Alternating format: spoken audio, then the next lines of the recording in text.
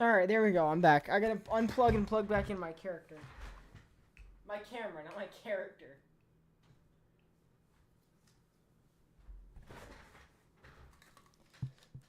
Ugh.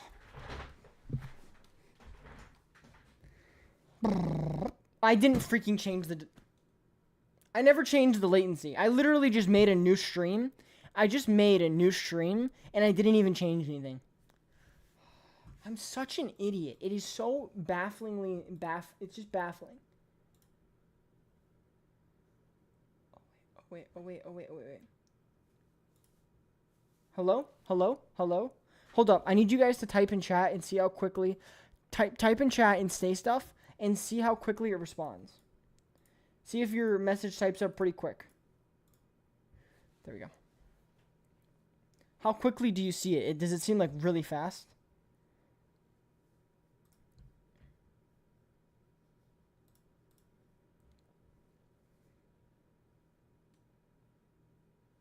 Fairly quick? If it's fairly quick, that's fine. If it's... Okay, 5 seconds? Perfect. Okay, that's perfect. Awesome. Alright, so if you guys are saying that it's actually fast, then that's cool. Perfect. What's up, Michael? Yeah, Devs, you're probably gifted. Animatronics from the second novel, The Twisted Ones, who are programmed to hide during the day by burying themselves in Thank shallow you, graves, Happy then Easter dig to themselves up everyone at in night chat and as roam well. the countryside looking for innocent victims to vor. And wouldn't you know it, but that's exactly what we see hinted at in the FNAF 6 minigame Midnight Motorist. By going through the game's secret exit and then plowing your car into this random area between the trees, you're able to get out in a clearing in the middle of a forest. And in the upper left corner of the screen is a pile of unmarked dirt. You can't interact with it, the game doesn't acknowledge it at all, but very clearly it is intentionally there. It's super random, right? It is, until you read The Twisted Ones. Or have me read it for you, because seriously, that's why I'm here. Page 74, quote, when Charlie reached the backyard, she stopped dead. Before there were 3 huge holes in the ground. They looked like graves. Something climbed out of these. End quote. So clearly, even though the books aren't canon, there is significant crossover with the character. Definitely crossover once again. Will was doing illegal activities. Who's Will? Happy Easter, yeah. Happy Easter. And events from the series. In the books, Henry had a daughter named Charlotte. In the games, Henry has a daughter who goes on to become the puppet. It only makes sense for them to share the name. Hence, gravestone number 5. But it's gravestone number 6 where, I gotta be honest, after months of brainstorming, working... Gravestone number 6 was Scott Cawthon throwing in a curveball, because why the heck not? Do you remember me? I proved by mentioning one of my hold messages in chat. I'm not gonna lie, no idea who you are. Sorry. And reworking sequences of events and analyzing imagery, I have to regrettably admit defeat. Never, You heard that right. For the first time ever on the show, I have to throw in the towel. Now, don't get me wrong. I have a lot of leads here. Loose threads that I know go somewhere, and I feel like I'm just a step or two away from putting it all together, but I just can't quite do it, and I hate to admit it. Reddit. I don't know who that is. I don't know who that is. Pizza Pasta. Honestly, that is the other reason why this video has taken so long for me to write and put together. I didn't want to admit defeat. I didn't want to along the way. Oh gosh. Going on, but honestly, at this point, I'm almost out of ideas, and I need your help, or maybe even a little help from you're asking for my help. I'll give you some help. Got caught in the comments to help put it all together, which honestly could be a very cool group project for all of us to work on together. Anyway, let me explain. Grave 6 obviously belongs to Golden Freddy, and once we know that name, we'll finally be able to uncover the source behind the mysterious repeated message. Okay, by the way, guys, the plot twist, Scott left the game hidden because he didn't decide our name in time. Exactly, that's what I think, Lore Addict. Sandwich was your favorite sandwich? Roast beef. So I think this video is all about this. Formula One is back. It's total chaos. Ads. I don't know what Pinky Pills guys. I do apologize. Mobile games are going big with Google Play Games. No Number idea 52. Yeah, this is just about this. Ciphers and all that. Process since that they see I still have no. I am simultaneously from so many assumptions. A lot of you'll understand. All right, we can skip this one. Yay! We saved time, guys. The speed run. We saved some time. Yeah, buddy. There's emotion. Guys, GG's in chat. We saved time. See you, Michael. Formula 1 is back. Yeah, cats or dogs? Dogs. Get an ad blocker. YouTube, the ad blockers that I've had, YouTube did that thing where they not speed up, they slow down your YouTube. So when I had the ad blocker, my YouTube would take forever to load. So I had to get rid of it. Matt Pat's going on to spiral into insanity. That's what we're going to see here over time. So that's not too important. That video doesn't need to be mentioned in the video.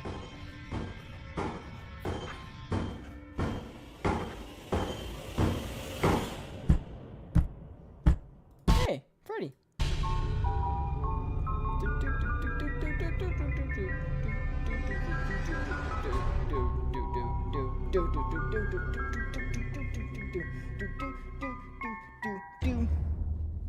Hello, Internet. Sorry. Welcome to... Screw it, you know by now. If I seem a bit off my game today, forgive me. You'll soon learn why. Pull up a chair, let's talk. Last episode caught you up on everything, and I do mean everything. All my past theories on FNAF 6, the gravestones, the masks, the names of the children inside the animatronics, the connections to the novels, and the identity of the puppet. But then I showed you this, the FNAF Survival Logbook. The book that, in 7 years of doing this, finally broke me. A book that contains within its pages an elaborate series of codes that serve as the key to unlocking the identity of Golden Freddy. A freaking children's activity workbook with a dabbing chica in it is the thing to the dabbing chica. defeat me. Worst part of the book. That dabbing chica taunts me in my nightmares. But Golden Freddy's Unbreakable Code is only the tip of the iceberg. This book is like a repeated kick in the balls, as everything I thought I knew about FNAF has crumbled in front of my eyes. It's like Freddy Fazbear got a hold of the Infinity Gauntlet and snapped his fingers, and then all of my theories suddenly turned to dust. Because unlike the novels, which have questionable canonicity, the survival logbook outright answers a lot of our questions about these games. But the answers that it provides just lead to more questions. And not stupid small questions either, like what's Mangle's gender? No, it upends huge parts of the story. The logbook is simultaneously the most important, most revealing, and most frustrating piece of evidence to ever be thrown into this franchise. You see, as I mentioned last time, this workbook once belonged to Mike, aka Michael Afton. The book establishes that Mike writes his answers in red pen. It also establishes that there's a spirit possessing the book who speaks to Mike via lightly faded text. From what I can gather, it appears to be the spirit of Golden Freddy. This is where that theory was, that Mike was the crying child. Plot twist, map has a middle-aged man too much into the franchise for kids. This FNAF is not for kids. It spans multiple age groups. There's no way you could tell me FNAF is for kids. Scott Cawthon could have done better naming. Chica is just girl in Spanish. Yeah, but at the same time, Chica the chicken sounds actually kind of... No, it doesn't sound too bad. Chica the chicken doesn't sound too bad. But yeah, this is when... And starting with... Crashmaster, if you're in chat, you'll recognize this is the time when that... when everyone kind of fell into the Michael Afton could be the crying child time frame, because of this logbook making them think that it's Cassidy speaking to Mike rather than Cassidy speaking to the crying child. Kids would not be able to come close to 50/20. I remember it when it was for adults and teens. I would say that it hasn't really changed. I just think that Security Breach was more family friendly. If I open Steam right now, Security Breach is family friendly. Because if I go to Security Breach right now, Finance for Security Breach, if I go here, you're gonna see, I think it's in the description of this, in this family friendly horror. I think it's literally described as family friendly horror. Somewhere it says family friendly horror. I forgot where it was. But yeah, somewhere in here it was like, oh, it's in this family. Alright, it was somewhere here that I remember finding it, and it's literally describes itself as family. That information, the logbook then Why is probably Playtime open? I was recommending it to me. Needs to drop bombshell after bombshell as far as lore reveals go. First, the book outright confirms what we've known for a while now, that Mike is the same Mike who works as the night guard during Sister Location. When asked what he would like for his 1-week bonus, we see him doodling in the corners of the page baskets of money and baskets of exotic butters. On another page, he's drawing a smooth set of casual bongos. Sure, it's nothing earth-shattering, but when it comes to this franchise, getting any portion of any theory confirmed is a big win. And while that reveal might not be all that earth-shattering, you know what is? The book reveals that Michael Afton is who we play as in FNAF 4. On page 40, the workbook starts asking about dreams, and via his doodles, we see that Mike somehow knows the appearance of Nightmare Fredbear, something only the protagonist of FNAF 4 should be aware of. To further confirm this, on page 23 of the book, the spirit who uses the book to talk to Mike outright asks, was your favorite childhood toy a plastic purple telephone? Which, as you may remember, is a direct reference to the purple telephone on the ground in the FNAF 4 bedroom. And if you still think it's a coincidence, it's not. 20 pages later, the spirit starts talking about whether any of the toys on the page look familiar. Most don't, except for one, the phone. Now, for the 8 of you who still remember how this whole freaking story fits together, you might be asking me, but we all thought the protagonist of FNAF 4 was the crying child, the one who gets himself bitten during the birthday party because you have flashes of a hospital bed and hear a flatline at the end of the game. We also assumed that the animatronic Nightmare was representative of death. And you know what? You're absolutely right. That is exactly what we've been thinking. And here's the thing. We weren't wrong. We've apparently been right about all of that, except... Wait. What's up, Signal? FNAF Security Breach was like the sequels from Star Wars. It seemed promising, but ultimately failed. Yeah, that's what Security Breach was. That's a great way to describe it. There was one teeny tiny itsy bitsy little wrinkle that we didn't expect. Michael Afton was the bite victim. Michael Afton was... Oh gosh, this is the spiral. This is the Security Wars. Vanessa Strikes Back. Kevin, don't give him any ideas now. Stan, what do you use to edit your video? So Diego uses DaVinci Resolve. It's free. By the way, I have an editor by the name of Diego. Diego is awesome. Diego edits a lot of my videos. Yeah, this is the video. The crying child. Oh gosh, Matt Pat, don't make me roast you like this. I I couldn't believe it either, but the proof here is unquestionable. On page 75, a page asking about imaginary friends and featuring the psychic friend Fredbear plush, the spirit outright asks, does he still talk to you? And perhaps the most damning piece of evidence of all, on page 103, the huge reveal, quote, the party was for you. No. No. No. Mike Afton is confirmed to be the... Smapat, don't make me do this to you. Alright. Oh gosh, I'm gonna have to do it. Okay, so my script is... okay, so let me just do this here. The first point of contention is when the murder took place. Maphead states that Afton's first murder took place outside Fredbear's family diner in the late 70s. We know this child was Charlie Emily, but when did we learn this? In a security public minigame in 5 Nights at Freddy's 6, this theory video was released before that, and then I show it. How would Maphead know this? So I don't count this against this.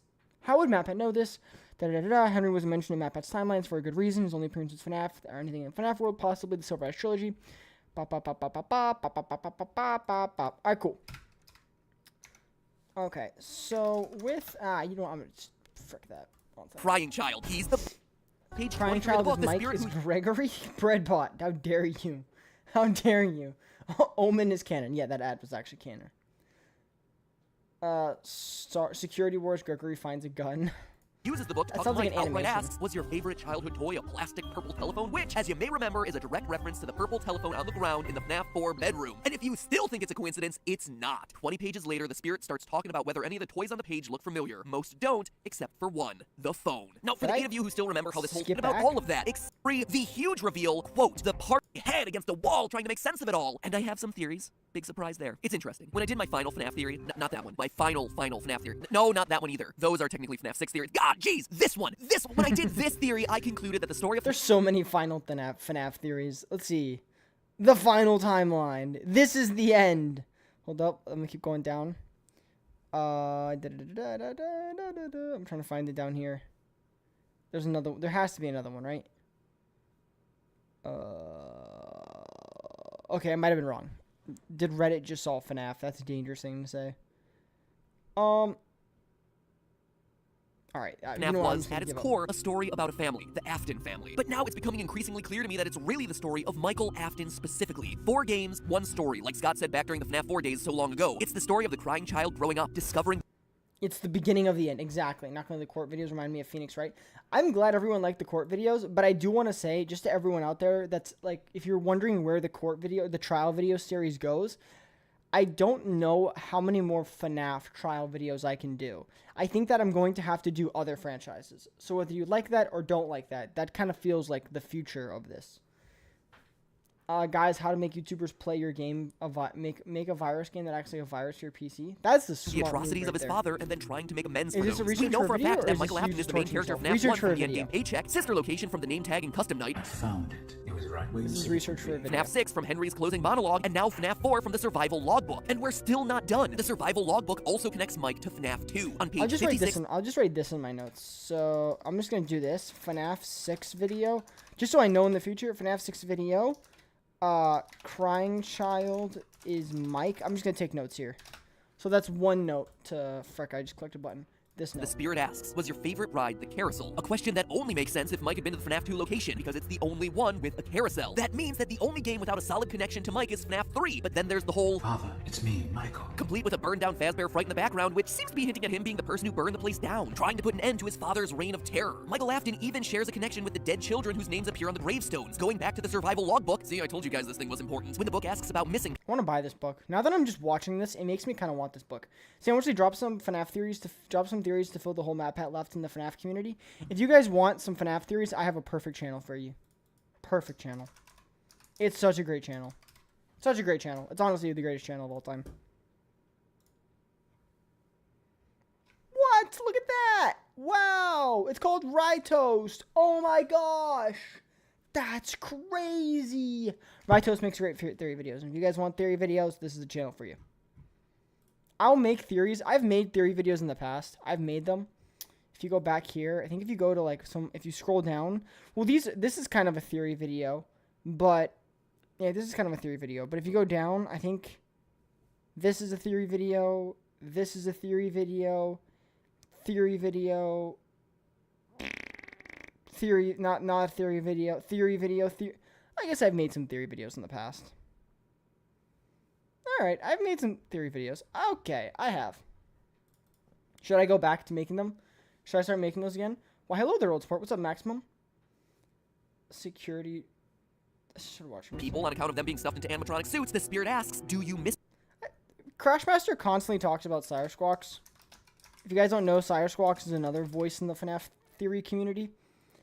I've heard good things about Sire Squawks from Crashmaster, but the problem is that YouTube just doesn't recommend me his videos. So like I've watched this video, I watched that's it. Yeah, I haven't watched a lot of Sire Squawks. Let's just leave this page before I embarrass myself. It clearly connects Michael Afton to the other missing kids who go on to possess the animatronic suits. This means that Michael is connected to every game and every major character in the story. So let's update it to 6 games, 1 story. Michael's story. Which is all very beautiful to say, but seriously, what is that story? If you've been paying attention, we still have a pretty big elephant in the room, i.e. a dead kid who somehow grows up to become an immortal purple skin suit for robot spaghetti. Oh, and if the game wasn't complicated enough, Michael might not even be his real name. The spirit in the logbook repeatedly asks him, what do you remember? And even more importantly, do you remember your name? It's even hidden in the freaking word search. And I haven't even mentioned the other elephants in the room, like how very clearly the gravestones relate to the kids in the animatronic suits, and yet 2 of those names directly tie back to the security guards from FNAF 2. And if you want to go really, really deep, like you know I love to do, you see Susie's font on her gravestone? Did you know it's the same font that's used to introduce each night of FNAF 4? That's something that no one else online has noticed, and if fonts are important, which remember, they probably are, Scott doesn't do coincidence. That is interesting, though, that the name Fritz and Jeremy were used for Five Nights at Freddy's games when they were the names of the dead kids. That's just interesting. If you don't FNAF, there's like no further than Crashmaster. Yeah, Crashmaster's cooking. Sire Squawks is alright. I've watched a few. Yeah, I've watched a few as well, but I haven't gone out of my way to watch a ton. They still get recommended to me. That's the problem. They don't get recommended. So I'm like an algorithm baby. Whatever goop the algorithm feeds me, I just eat it. Guys, hot take Balloon Boy is so trash. He's garbage. He's disgusting. That's a cold take. So 4 gravestones with completely different fonts. Master Chief on trial. That's actually a good video idea. It's probably important in some way. Notice how 2 of the gravestones share the same font, but it's not Jeremy and Fritz, which you would probably expect since they're the 2 who are mentioned in FNAF 2. There are so many freaking elephants in this room. It is a very crowded room. Remember what I said earlier about repeated kicks to the crotch? This is what I'm talking about. That said, after months of thinking about this and more kicks to the crotch than I care to mention, I think I do have an idea of what I love game theory, dude. This is the greatest show on the internet. Might be going on here. And it all begins in probably the most confusing place of all, Midnight Motorist from FNAF 6. When I first spoke about this minigame, I said that the mustard man here was William Afton. I could tell that a lot of you weren't too convinced in my conclusion. And I'll be honest, I wasn't 100% sure of it either, but it was the best I could do at the time. But now, I am 100% confident that that is who we're seeing here. You see, FNAF 6 is simultaneously the end of the story as well as the beginning. It's the end because, well, everyone burns to death. And it's the beginning because it's the origin story of the puppet. Seriously, and as how we many know, times everything different characters begins get with the the same puppet. name? She's Yeah, the one that exactly. allows all the other animatronics to become possessed. I'm not reading your name, too, but which makes the Scary yes, Puppet minigame I pretty agree much with the the earliest message. event we ever see in any of these games. And we also know that it's William who killed Charlotte in that back alley. This is the origin story of the purple guy, complete with his purple car that we saw in Such great editing. I just want to give a round of applause. Round of applause for the game theory editing team. The best in the biz. The only editing team that might be better than game theory is either Zach King, I think his name is Zach King, or Mr. Beast. Because Mr. Beast has had some pretty crazy edits. I just want to say that Mr. Beast has had some pretty... I've been kind of getting back into watching Mr. Beast videos, and they have some pretty crazy edits. So I'm going to, like, a little round of applause for Game Theory for still being the best in the biz. Just the best in the biz. FNAF 2 after all. But here's the detail I was missing before. If you brighten up the final screen of the Security Puppet minigame, you'll see tire tracks left by the purple car driving away from his crime. This leads directly to the events of Midnight Motorist, which happens immediately after his murder. Here's how we know this for sure. Not only are you driving a purple car, and not only is it raining in both of the minigames, so they're connected on both those fronts, but get this. Reddit user GB Aura found that this section of the game in the source files is titled Later That Night, giving us the time connection we need. I did not realize that the whole Midnight Motorist takes place immediately after Charlie's death. I did not realize that we were already 5 years ago making this theory. Wow, I'm slacking. To know 100% that orange guy is William Afton. He killed Charlotte in the rain outside of Fredbear's, drives away, and winds up back home later that night. Boom! Proven, locked and loaded. And looking at this minigame, knowing what we know now about Michael being the crying child, we know that the couch potato here is his older brother. Mr. Foxy Mask, let me shove my brother into an animatronic mouth and get him killed. Speaking. Yeah, I did not realize that this was that old. You guys gotta remember, I know you guys don't know this because I didn't make content then, but from FNAF 6, like, FNAF 6 released, and then after that, up until, like, Help Wanted, I was very wishy-washy with Five Nights at Freddy's. I like the franchise, and I would watch like every once in a while game theory videos, but I was really into Fortnite and Call of Duty so much. Just so much. I think Team Theorist is the best editor. I already read that. Security Wars, Luke Afton Trial. Give some credit to the Sandwichly editing team. No, Diego does a great job. Diego does a great job with what I give him, because I do not give him much to work with, okay? I gotta say that. I do not give Diego a lot to work with, but Diego does a great job. The thumbnails. I need to freaking get on my game. I'm so bad at designing thumbnails. So bad at designing thumbnails. I feel bad for Barbadroid and GamesP Official. I just don't know how to make good thumbnails, and what happens is I just like it produces garbage. It just makes garbage. Like that clip of Five Nights at Freddy's 4 where in that Pimations, it's this right here, Pimations. This is literally how I feel about my own thumbnails. This is how I feel. This is how I feel about my own. I'm at least decent. You can't This is how I feel. This is what I feel like. hide from the truth. You know what else you can't hide from? My fist. In your face. Which is where it'll be soon. That's me. I'm Nightmare Freddy in this scenario. I don't know. Garbage! That's me. Waiting for FNAF to be in Fortnite. Black Ops or Modern Warfare? I'm Black Ops all the way. Pimations is good. Collab with TLT and make a FNAF song. I can't sing for my life. Go back to using green text. Nah, that's kind of cheesy to make like fake game theory. Hey, your thumbnails are so amazing, but my thumbnails aren't clickable. Whatever. And his signature gray text, who apparently no longer has a name, which leaves Michael as the one who escaped to that place again. That is who William is mad at, with that place being obviously none other than Freddy's. And from there, a lot of pieces start to fit together. William's frustration with Michael escaping explains why we see him have surveillance cameras all over his house and sister location. It's not an experiment or anything. He is literally keeping tabs on the boy who keeps running away. It also explains why we see Michael, the crying child. That looks very wrong. I don't know what the heck they were designing with that one. They were not cooking anything good in that one. Locked in his room throughout FNAF 4. You mean William FNAF himself in says at the end of Fortnite? Midnight Motorist that Kinda Michael will disagree. be sorry when he gets back. And he is, as William constantly locks him in his room, making him unable to escape anymore. All of this might even explain the rationale for the nightmare animatronics. William built them, or else used his mind-altering sound disc that first appeared in the book and that we talked about in previous theory, to scare Michael so that he would Nowadays, people say nightmare cast, but either ways. stop wanting to go to the I restaurant in found the first one of place. your That's why he's so videos, so it scared of must the be place alright. when we see him in FNAF 4.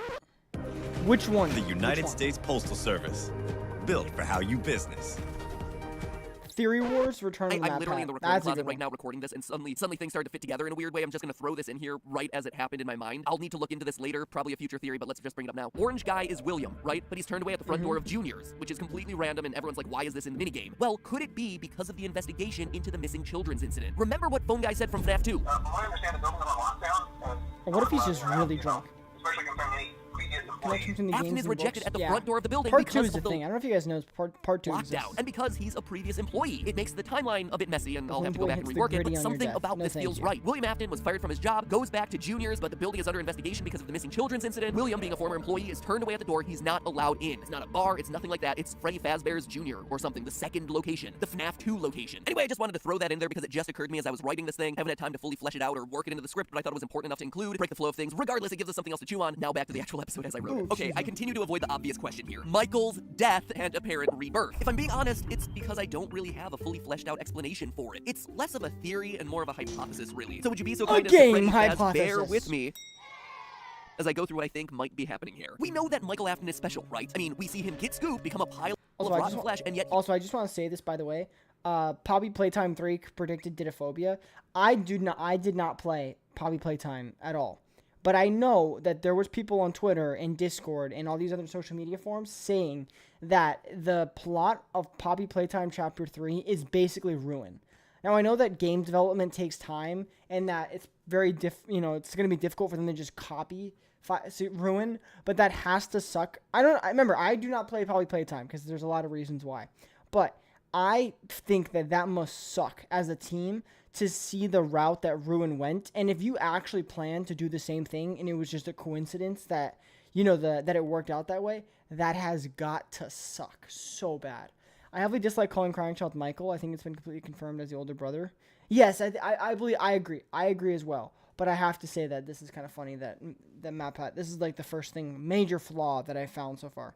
he is still able to survive. In short, when we see him in sister location, he's not altogether human. Now, hold on to that idea for a second for me. While we're on the topic of sister location, let's look at The Immortal and the Restless, the super random soap opera from the game with a name that, now that I say it aloud in context, actually starts to make a little bit more sense. It stars Vlad, an immortal vampire who's dressed in purple who starts every episode saying, Clara, I tell you, the baby isn't mine. And in FNAF, we have William Afton, a man who's apparently immortal enough to survive a spring lock failure, who, like a vampire, sucks the remnant out of children and who knows, maybe survives on it, and is represented by the color purple. It's actually a lot of similarities. So could the repeated lines of, Not my baby, the baby isn't mine, the baby isn't mine, actually Interesting. I've said something about this in the past, but I think that one of the kids, I think William had a kid out of wedlock, and I think that might be Elizabeth.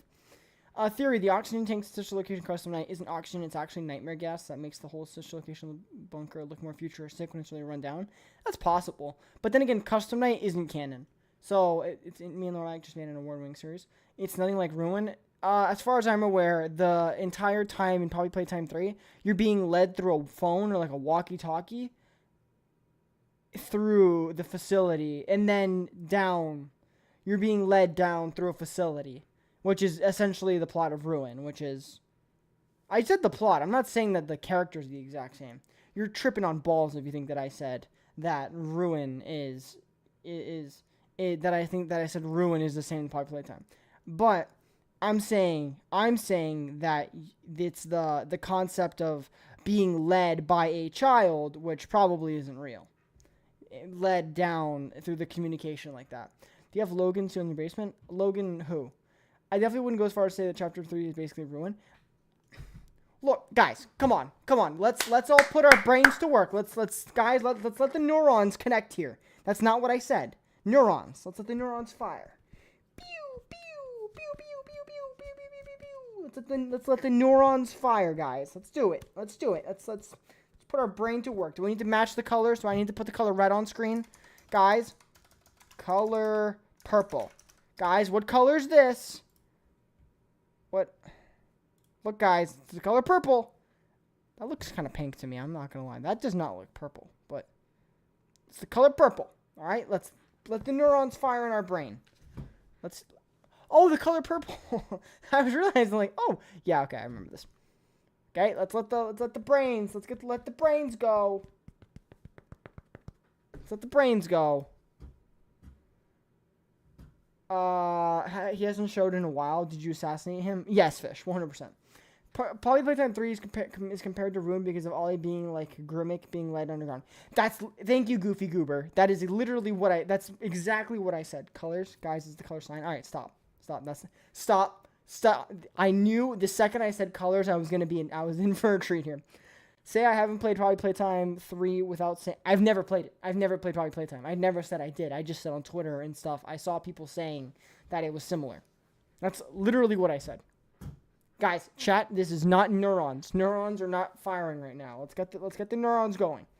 Relate to William's relationship with Michael. What if Michael isn't actually William's son? It seems like it would be a logical leap, but we know for a fact that Michael's real name isn't Michael. Remember what the logbook said. Do you remember your name? Well, of course he does, logbook. He wrote it on the front cover. Mike, unless, of course... Because... Oh my gosh, Mad Pat, it's because the book is a conversation between someone else. It's a conversation between Cassidy and the crying child. Oh, but if it's a conversation between Cassidy and the crying child, does that mean that the Nightmare Fredbear doesn't have to be drawn by... Huh. Okay, that's weird. I gotta say, that's weird. I gotta say. I just want to say that's a loophole. That's not his real name. So you got all those details? Good, because here's where all this random observation comes together. In the novels, one of the big overarching storylines is that the main character, Charlotte, had a twin who was kidnapped by Springtrap when she was younger. At the end of the second book, it's revealed that the twin wasn't actually kidnapped, it was her, which seems to imply that Charlotte and her twin were one and the same, or were somehow interchangeable. Then, in the final pages, Charlotte dies from a springlock failure, only to miraculously come back to life unscathed in the next few days as if nothing had ever happened. There are also a lot of clues sprinkled throughout the book that William Afton has the ability to create hyper-realistic humanoid robots. I even mentioned that briefly during a past FNAF theory. I haven't even gotten to how I think the main character of the book series is probably a robot, but again, those are all theories for other days. Long story short, everything seems to point to Charlotte in the books being an AI. Maybe at one point she was a person, but she died or was kidnapped at an early age, and ever since, her personality has been programmed into a computer where she's now able to be replicated over and over again into a super advanced robot that's somehow now able to grow and develop. I didn't write the books, okay? Now, obviously the two... That's true. That's like very difficult to understand. I would like to clarify, do not steal souls and convert them into straight cash. Fear, I don't know what you do. Your business is kind of shady. Fear does indeed steal contracts for souls and convert them into cash. Okay, never mind. I guess you're evil. I like the idea that Cassidy and Crying Child are having conversations in Golden Freddy. Yeah, that's what I've heard. That's what I've heard. Oh no, the robot kids. Guys, this is where it all begins. The end of the beginning. Are vastly different canons, but the games and books do relate in a lot of ways. And we know in the games from William's daughter Elizabeth that full-on personalities of individuals can get programmed into AI. Elizabeth goes on to possess the spirit of baby. So what if Michael is just one of those? Sure, he was killed in the bite of 83, but when William promised to put him back together, it meant literally put him back together. Find a way to piece him back together using some combination of robotics expertise and miracle soul juice remnant. That's how Michael dies in FNAF 4, but somehow comes back to life in later games. Just hate the whole Michael thing. That just kind of drives me nuts here. Robot kids, you're all right though. It's the robot kids. What do you think about the Phone Guy FNAF 1 prequel book? I like it, and I think that it's a response to something. So if you guys go and you think about like where are like controversy and where are questions like FNAF questions, where are FNAF Q questions? If you want to like if you wonder what some of them have been, we obviously have Tales. Like, we've had Tales, games, books, questions. And then another one was FNAF 1. I know that we figured it out now. I feel like a lot of people have kind of solved it now. And I feel like it's widely considered for FNAF 1 to be 1993. But there was a while where people were confused where FNAF 1 fit in. So I think that book is answering this question. And it might help us understand where FNAF 1 takes place in the timeline. Michael, don't leave me here. No, you're being left behind. I knew he was doing illegal activities. It's how he's able to get scooped, get a bunch of robot spaghetti shoved into him, and then still survive when the robot spaghetti gets puked out of him. It's why he would no longer be able to remember his original name. And after he realizes the truth about what he actually is, that he's no longer human, he decides to end it all in the inferno of FNAF 6, after having done his best to set the souls of his former friends free. Whew, boy, that is a lot. No, it was Henry. No, MatPat. Come on. MatPat, it was Henry. Why did we say Mike burns everything down? It was Henry. Oh my gosh, it was Henry. And between all these reveals and last week's code, there is a ton for us theorists to start chewing on. But now you get an idea of why I've been beating myself up for months trying to put this whole thing together. It upends mostly everything that we thought we knew about the franchise. Sure, it Mike burns down FNAF 6. Dang it, we have another one to add.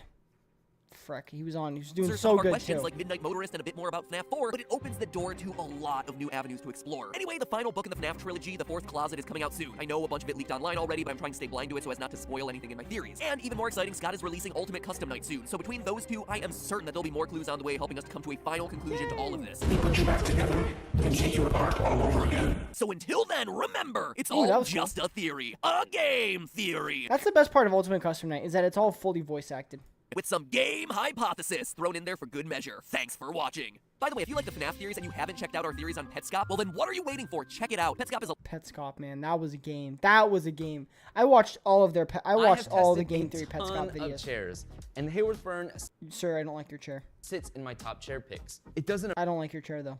Amazing job bringing together the best. I don't think it does an amazing job though. Comfort, design, and ergonomics. That doesn't look very comfortable. Features of all the chairs that I've tested. The backrest on the Fern is incredibly tall. Kind of looks like a tower. I don't know why. It kind of looks like a tower, or like I'm playing like Portal or something. The material is also, what the heck is your computer? Breathable without sacrificing any comfort whatsoever. I'm just saying it doesn't look comfortable. And when you go to sit in the chair, you have plenty of room to open that chest up so it doesn't. What are you doing? Are you doing like incline press? We doing like some shoulder lifts here? What workout are we doing? What are we doing? Does it lay back? Can I do some flat flies? Is that what we're doing? Posture. And the best part is that when you sit in the chair and you decide. I have never done this while playing a video game. Just during a live stream. Alright guys, today's video is about Five Nights at Freddy's and Roblox. Because you know, they're really important. And I'm giving myself a headache. Think I should get an ad blocker. This game makes my insides mad. Doesn't look adjustable. To move or you're stretching, the backrest actually flexes and moves with you. The optional addition. Oh, it's because I have to reach for my Coke Zero, obviously. Additional lumbar support is like a soft round bubble. I hate lumbars. They literally, lumbars are like the piece of the chair, and it's like a metal jab, and it just right in your lower back. It's just. And again, it moves and flexes with you. It doesn't flex with me. Contrast that to hard plastic bars that come in other chairs that just kind of dig into your back. Once again, why are we grooving and doing a little boogie in our chairs? No one does that. And you can adjust the lumbar support I saw that on my person. up and down to your liking. The front That does not look very adjustable. seat uses a high quality cushion, and I've sat Once again, this just looks like something that I would see at an airport. on this thing for hours upon hours without ever Okay, that looks like some plush comfort, but I don't know. I have a butt, so I think my butt might be too big for that. bottoming out. And the front of the seat uses their waterfall edge design. That is gonna cut all circulation in my thighs. Which is designed Actually, no, so that would it help my relieves thighs. pressure off of your legs and thighs. The Ferns Oh, he said. Sorry. That's gonna get full of dust. Use an ad blocker. No. I gotta go. Sandwich League, great stream. Hope you're doing well. All right, see you, Maze. Sandwich League, please skip ad. I'm gonna cry. All right, here we go. I'm sorry. I'm gonna make you cry. Dear Diary, yesterday was so amazing. I met such a wonderful guy, and I know just how to get him. He'll be mine by the end of the day. This is a cursed image. I mean, first of all, MatPat went bald for this one. This is bad. I just know it. I'll tell him that I've solved the lore of his games and constructed a timeline. And once he's there, I'll have him. And once I have him, he'll be mine forever. MatPat has boobs? What? There's only one thing that could possibly go wrong.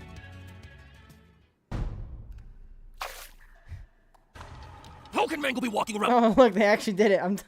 That's pretty good. He's more focused on the chair than the actual stream. MatPat got plastic surgery. But in FNAF 2 before all the animatronics are possessed. How can Springtrap be experimenting with Remnant when he's sealed in a wall? Answer me! I don't know. That's exactly what I worried might go wrong. No! Guys, Hello, Internet! Welcome to Game. First of all, can we just talk about minimum damage there? Guys? No! The casing is still on the fan. I don't know if anyone here has ever had a desk fan before, but there's a casing that stops you from sticking your finger in there. So if this is gonna be a actual, a method to harm someone, you would take the casing off, but he didn't. So he's just gonna be hitting them with a blunt metal item, plastic. Yeah, Scott's fine. He's panicking for Hello, Internet! Welcome to Game Theory, getting burned by hippos since 2018. Not every story has to have... It just... Zyro, what is that message? Bro, what? Zyro just says, it just violently vibrates Scott. Okay. significance, Sometimes, sometimes a story is just a story. You try to read into every little thing and find meaning in everything anyone says. You'll just drive yourself crazy. Kinda harsh there, Scott. Speaking of stories, last FNAF Theory, I was at the lowest of lows. The survival logbook threw a lot of weird curveballs into the lore that I don't think anyone was really expecting. Reveals like Michael Afton being the bite victim were interesting, but also really... Matt, you were just Matthew Patrick, you were so close. It's a metal fan. The casing would be so difficult to get off. You'd have to get a screwdriver, like that kind of stuff. Difficult to explain away, and that's where things sat until now. With both the release of the final FNAF book, the fourth closet, and what seems to be the final FNAF game, Super FNAF Brothers Ultimate. They're all here. MatPat, I'm sorry to tell you. YouTube Music is a music app made by YouTube, and it's a personal music companion that lets you choose what move. I'm gonna run an ad right now to make you all suffer. You have to go through what I'm running an ad. If you get an ad, skill issue. Fits you best. If I have to so suffer you can through jam ads, your you way do through as well. those squats.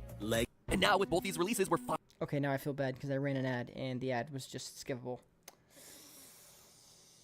Ooh, Kevin the Gamer, this stream is on for eternity. I'm never getting off. I'm doing this through the rest of the night, so... Finally in a position to see all the puzzle pieces we're working with, which means one last examination of the franchise from top to bottom. Starting... I'm telling you, that's a fan game. Whoever was asking for fan game ideas, make Can't freaking talk. Make Smash Bros, but Five Nights at Freddy's. Just whack them with the entire fan. Fear, we're over that. Someone please make a Five Nights at Freddy's Smash Bros game. Joke's on you. I know how to skip any ad. Dang it, Signal. All Canadians. I got a Subaru ad and an anime ad. Everyone that just got an ad, that just revealed that YouTube doesn't like you and it thinks you have a skill issue. with Custom Night Fuck, I this made week, and it then for next my week DPI. stepping back and looking across the entire timeline to see if we can wrap things up in a neat blood-soaked bow now that we can see all the events and key players. So step through the curtain, fun time Foxy, because the show's about to start. It's time for me to pull a candy cadet and tell you a story. A story of anger that never dies. A story of never-ending suffering. And I'm not just talking about me trying to write these theories. Today, I tell you the story of how Ultimate Custom Night ends the FNAF franchise in the same place where it all began. As soon as you start playing Custom Night, you can tell that Scott's up to his usual tricks. Wait, Zyro, you know how to make games. Zyro, whoever, Zyro, I know you're in chat. Make FNAF, but Smash Bros. Just got an ad for Domino's. Don't say that, I'm hungry. I want a FNAF FPS game. This is Freddy Fazbear rolling out. They're all down. Enemy Bonnie in sight. Faz grenade going out. Just confetti. Confettis could be grenades. Yeah, that. But beyond being gaming's biggest troll, I mean, Scott has clearly taken a game that most of us assumed was just a fun little add-on to Capstone's series and has used it to deliver a full-on 100% canon addition to the franchise. Complete with huge lore reveals, mostly hidden in character dialogue once you die, which is pretty nice considering you die a lot in this game. A lot. Oh, yeah, I totally let Nightmare on kill me at 3 a.m. on purpose. I just really wanted to see what she would say in this case. What, you guys don't believe me?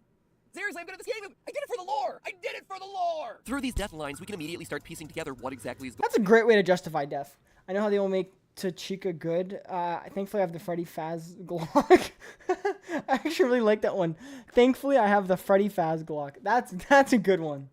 Freddy goes to Afghanistan. Nah, I can make games. I'm chill. Now you're reminding me of that one regular show episode. Which one? I love regular show, but you just said one regular show episode, and I don't know where to go beyond that.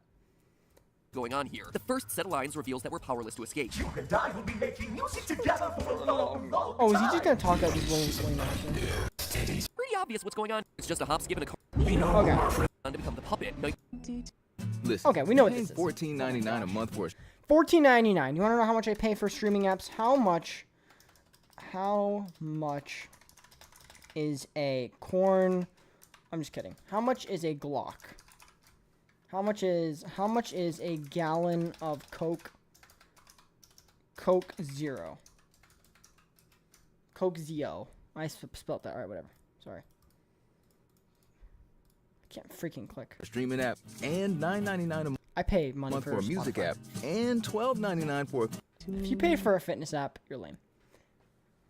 He shut everyone else out, but now that we're in William's personal hell, she's able to call him out for all his hidden feelings. William wanted to let the woman that Melora represents in, but he just couldn't do it thanks to his grief. Hence her calling him out for his real desires. You wanted to let me in. So we're a murderer trapped in a personal hell of our own creation, forced to deal with the sins of our past for all eternity. Bad Sound William. familiar? Bad It was my William. first ever FNAF theory. No joke. Way back in episode 1 of the FNAF series, I predicted it was a game about someone trapped in purgatory. He did. I know this because I wrote the script. Tormented by their crimes for all eternity. Granted, the series had only just begun. I have to do this. Okay, Mike Bird's on FNAF 6. Awesome.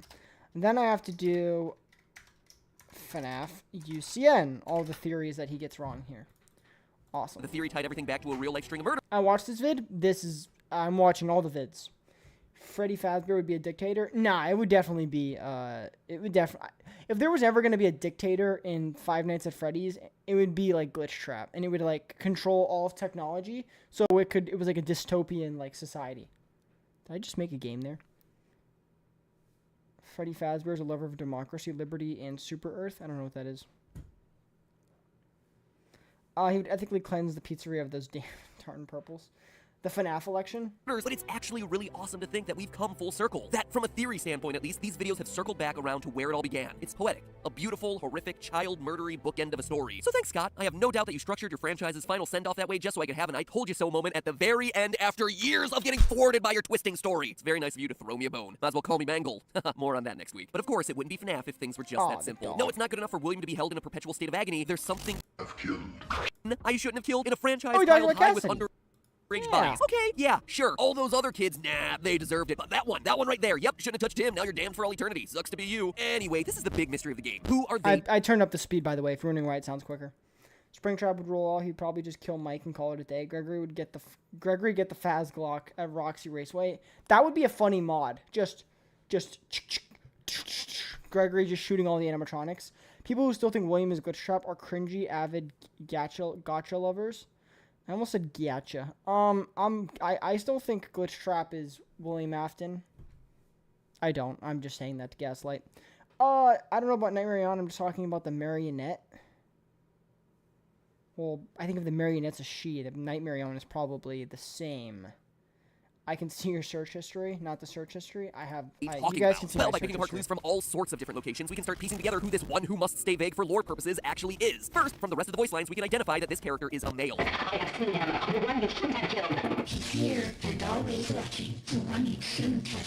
Notice how both of them use the pronouns he and him. We Pronouns. also know that this guy specifically has a vendetta against us. To understand that, we have to turn our attention to the true stars of Ultimate Custom Night, the mediocre melodies. Without question, this crew of Boo. Boo. I hate them all. crawling rejects steal the spotlight in Ultimate Custom Night. Going from WTF are these guys doing here in FNAF 6 to breakout meme stars in Custom Night, Orville Elephant and the gang not only provide important life lessons. He proceeded to pour me a glass of just ice-cold lemonade. Ooh, you ever mix it with iced tea? You do like a little half lemonade, half... Ooh, so you should try some. Well, you can't because you're dead. They also deliver on huge lore reveals. For the most part, their lines are pretty disposable, but very rarely you'll get a line from them that feels just a bit out of character. There is a Glock mod for security breach. It actually just kills the animatronics. Zyro, I gotta get that. Where's the bucket guy? He's part of the trash in the gang. Guys, I really want to get some Coke Zero. UCN is mods. I need one of the mods to time out new Zyro for 10 seconds. Please, someone time out Zyro for 10 seconds for saying Ultimate Custom Night is peak FNAF gameplay. That is blasphemy. That is straight up blasphemy. Get that out of here. Get that out of here. Out of here. Get it out of here. I need a mod. Signal, Crashmaster, Martin, someone, get that out of here. All right, 10 seconds. Just 10 seconds. I can hear you. Andrew? Put Drew. I think Glitch Trap is an evil AI clone of William because it sounds cooler than good old Willie coming back. I agree. We've only just begun. I will never let you leave. I will never let you rest. Would you, ninja skills? And if you listen closely, you'll hear a female voice echoing back what they're saying, almost as if they're puppets under someone else's control. This is how it feels, and you get to experience it over and over and over again, forever. I will never let you leave. Now, this voice could be Baby. Not only does she sound similar... Hi. Guys, I'm going to have to be that one person I would kill for a podcast in Mr. Hippo. That would actually be the greatest podcast ever. Kinder Bueno, Kinder eggs in general, I'm not a fan. UCN, yeah, that's a lie. FNAF 1 is peak FNAF gameplay. Its atmosphere is beautiful. FNAF 4 is even better, but like, I'll let you live in the lie. UCN is good, but it's nowhere near peak. Yeah, exactly. Will we get a Cassie trial for breaking and entering? No. Unless she does more, then no. Have you ever tried this before? I don't believe I have. Oh. Crispy. Creamy. Hazelnutty. I hate to tell you guys, you could tell me that this thing honestly would increase my muscles by 10%, and I would just respond, I don't want it. When you take a bite of the unexpected, I do, Pokey Gamer. Life gets bueno. We're gonna need another bar. What the frick? What is this commercial? Oh. Sound dampening. Let's see if my door is a sound dampening at all. Hey! Hello? I'll be right back. I'm gonna grab some Coke Zero.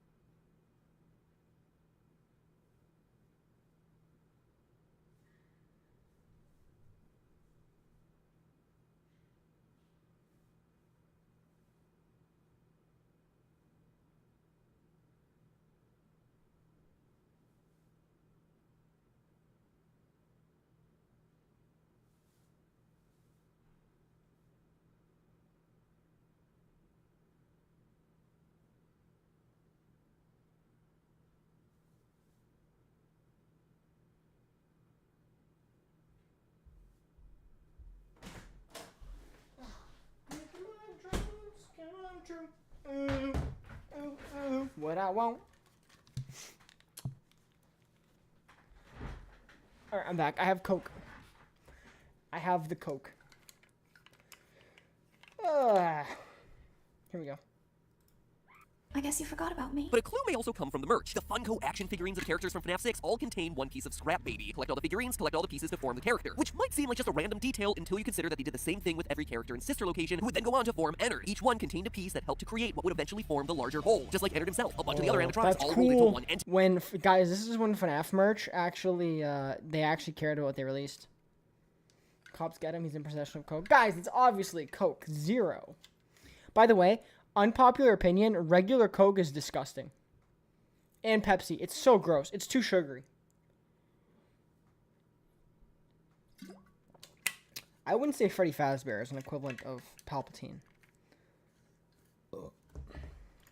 This is especially important when you consider that a key reveal from the final FNAF novel, The Fourth Closet, is that William Afton created the living Sister Location Funtime animatronics by extracting remnant from melted conglomeration of all the OG animatronics and injecting the new robots with it. Thus, all the new robots were alive and sharing a piece of the same set of souls, just like if the pieces of Baby/Ennard had been repurposed to form Happy Frog and her friends. That's why Baby's voice would be heard across all of them. Does that make sense? Good. Now throw it away, because there's another explanation here. That this is the voice of the one you should not have killed. As you can tell at this point, Ultimate Custom Night had a huge amount of voice acting. Man, and the nice thing about voice acting is that you need to hire, Matt Pat was just cooking back here, man. Matt Pat was just cooking in this era.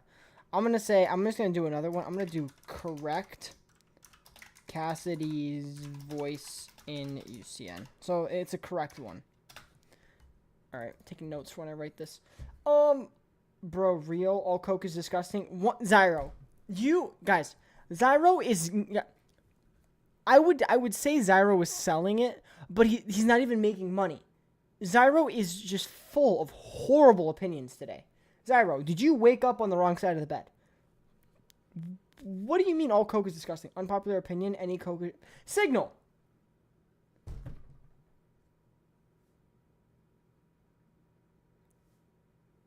Pepsi... Oh my gosh. I have some awful opinions in chat. In terms of cherry cola Coke is better, though. I'll give him that. Cherry Coke is good.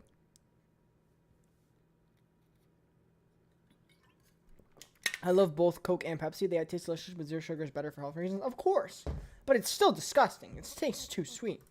Horrible which means job postings. So of course, for this game, Scott needed to make a ton of casting calls on the site voices.com, all identifying the roles that the actors would be playing. Some of the roles were obvious: Nightmare Balloon Boy, Pig Patch, Withered Chica, etc., etc. All characters that we're familiar with. Other casting calls, though, were a bit more vague. Monster, character in Whisper, Little Girl, Annoying Girl, Vengeful Spirit. Now, if you track all of the job postings, you can actually identify every single role by who plays them. Monster is Jacko Chica. Character in Whisper is Trash in the Gang. Little Girl is the puppet. Annoying Girl is Dee Dee. Scott kept it vague so as not to ruin any surprises. You can actually identify each and every role, except for one. Vengeful Spirit, played by Tabitha Skanes. It's the only one that doesn't match up to any explicit character in the game, but we know for a fact it exists since Scott himself left Tabitha an excellent review. 5 stars. Well done, Tabitha. So what is the Vengeful Well done, Tabitha.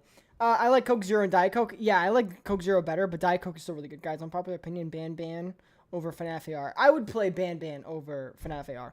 What about Mountain Dew? I hate Diet Mountain Dew, but I love the OG one. I actually like Mountain Dew, but I actually don't mind the diet version. I love drinking diabetes. Coke's really good. Mountain Dew on top. Mountain Dew on top is good. Retirement. Mad Pat needs some space from FNAF during... Oh, you spelled it wrong. Pepsi is better than Coke, but Cherry Coke is better than Cherry Pepsi. Once again, Fish. Horrible opinion. Horrible opinion. There are some awful opinions in chat. I'm not even going to look at you guys. I can't even stand to look at you guys. Spirits. Well, according to the casting call, this is for the voice of a young child who speaks in a whisper from the shadows. That sounds a lot like the voice that's whispering in the background of our merry band of rejects. This child is in control and is toying with a player who's helpless to change their situation or prevent their inevitable end. Yeah, well, being trapped in HE double hockey That's very specific. will do that to you. The gender should not be immediately clear. It should work as either a young boy or a young girl. And you're welcome to do readings leaning one way or another. Ding, ding, ding, ladies and gentlemen, we have our winner. A puppeteer that's manipulating things from the shadows. A spirit who's out for revenge. A spirit who just so happens to occasionally show its face during game over screens. Yes, that creepy image of a face that's been... I just looked over to my chat and saw Fear say orange vanilla Coke. haunting thumbnails of Ultimate Custom Night. That is the... I'm actually going to get rid of you guys. I'm getting rid of you guys. I'm setting a freaking alarm. I'm setting an alarm. I'm setting an alarm. I'm setting an alarm. I'm setting an alarm. This is insane. Timer. Set timer for what? I'm setting a timer for 1 minute. I'm timeouting all of chat. I am timeouting. That doesn't sound too good. There you go. That's what it is. I am timing out all of you for 1 minute. You are all getting timed out. I am not even going to look at chat for a minute. You guys have horrible opinions in chat. Horrible opinions. For 1 minute, you guys are getting timed out. 1 minute. You guys are just ridiculous. Face of our vengeful spirit. A spirit who, based on its last line, has an axe to grind and intends to enact revenge by keeping us tormented for all eternity. He tried to release you. He tried to release us. But I'm not going to let that happen. I will hold you here. I will keep you here, no matter how many times they burn us. They being Henry and Michael. Because Michael tried as well. You're not alone. So we've lowered the price on hundreds of your favorite products. Because why did I pause an ad? Because Michael. We find new ways to go low. Michael tried burning everything down in FNAF 3. That's a promise. It almost confirms that in a way. He tried to release you, but I'm not going to let that happen. I will hold you here. Yikes. Somebody's got to get themselves a new hobby. But this is an important line, since by now many of you have probably seen the Old Man Consequences Easter egg. If you set the character Old Man Consequences to level 1 difficulty and then complete this a is a very you cool get Easter egg. through a glitch to Old This is Man like one of the Consequences benefits of the character game. from FNAF World who encourages the spirit to, quote, leave the demon to his demons. Rest your own soul. There's nothing else. He's encouraging the angry spirit to finally rest, to give it up, to move on, instead of just chasing down the demon William Afton and spending eternity in knock him out. acting revenge. But that all leads to the question, who is this vengeful? Alright, you guys are free. Alright, I'm opening chat. Alright. Do you click the button on the bottom left? It can skip ads faster. Bottom left? What button? There's no button over here. I will drink Pepsi over Coke. Oh my gosh, once again, Spirit, so many the one awful William should not have opinions in killed. chat. Well, it's Golden Freddy. For proof, look no further than the final cutscene of the game. If you manage to get the nearly impossible score of 9,800, 49 animatronics at full difficulty, you see Golden Freddy in his FNAF 1 form twitching. He's twitching just like Springtrap did in the trailers to FNAF 3. Someone else who refused to give up, to pass on. Someone who always comes back. And just to dispel any confusion here, Golden Freddy isn't the crying child. This confirms it. Golden Freddy is actually a victim that we've never actually seen. Oh my gosh, Matt Pat, you were so close. Matt Pat doesn't think the crying child is in Golden Freddy. Oh man, Matt Pat. Frick, I clicked on something. Matt Pat, you were so close. You were just so close. Outside of the FNAF 3 minigames, nor will ever see outside of that face in the vent. But more on that next video. That final timeline episode I got cooking up. If you want to make sure that you see it, hit subscribe now. That way you don't miss it. Because seriously, that is the one that wraps everything up. If there was ever a time to subscribe, now is that time. But anyway, Golden Freddy is the soul that's still trapped. One that refuses to let go of his Coke from 7 years ago is my jam. his rage. No. We even hear it in his line. He tried to release us, but I'm not gonna let that happen, no matter how many times they burn us. In FNAF 3, the puppet tried to release everyone through the Happiest Day minigame. Fazbear Fright was burned down in an attempt to cleanse Freddy's. Pizzeria Simulator was burned to the ground. None of it has worked. The spirit of revenge is and always will be there until he chooses to let go. That's why he's still twitching as he fades into the darkness. That's why his eyes are still white as he disappears. He is choosing to remain here, to continue tormenting William, to ignore Old Man Consequences, encouraging him to move on to the next life. You know, this might be what Scott truly meant when he said that 50-20 mode in this game was impossible. Not just that it would be unbelievably difficult to overcome, which, let's face it, it is, but that there's no victory here. That no matter how good of a player you are, there is no winning this game because there is no escape. That even if you play it perfectly, William is trapped, and there is no happy ending for Golden Freddy. In fact, you playing the game is... Has MatPat ever made a tier list of, like, the FNAF games? Has MatPat ever did that? Continuing Golden Freddy's cycle of revenge. Old Man Consequences' message might be for Golden Freddy. Absolutely. Rest your soul. There is nothing else. But it's also probably directed at us. I mean, we play and play and play this game for hours upon hours upon hours, achieving higher and higher and higher stats in a game that's incredibly difficult, and what do we get from it? A cutscene that's kind of underwhelming, actually. Perhaps Old Man Consequences' message was for Golden Freddy, sure, but also for us. Rest your own soul. There is nothing else. There is no deeper ending here. There is no satisfaction. This is it. And by choosing to play, we keep William's cycle of torment alive. We are literally Golden Freddy forcing William through this over and over and over again, refusing to move on, refusing to accept that there is nothing else. It's perhaps the most satisfying, unsatisfying conclusion in all of gaming. And as far as your gameplay affecting character decisions, well, it doesn't get any more seamless than that. In the end, the truth is as plain as day. You are Golden Freddy. Next week, the grand conclusion is... I find it funny that...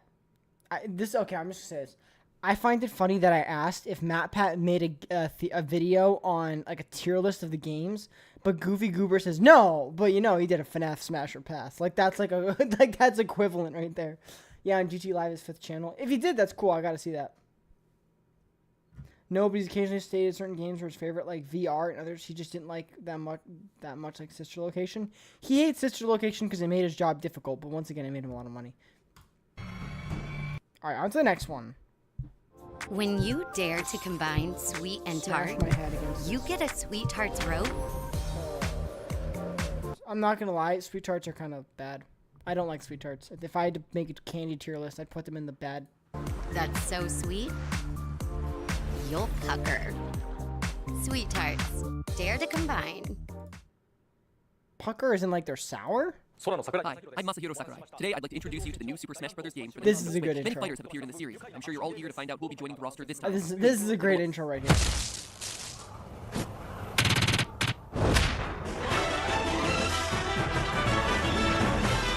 This is the best. Just stop.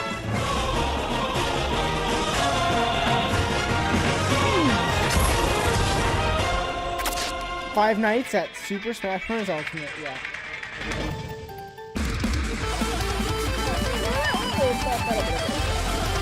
Move into the future with the Xfinity 10G network.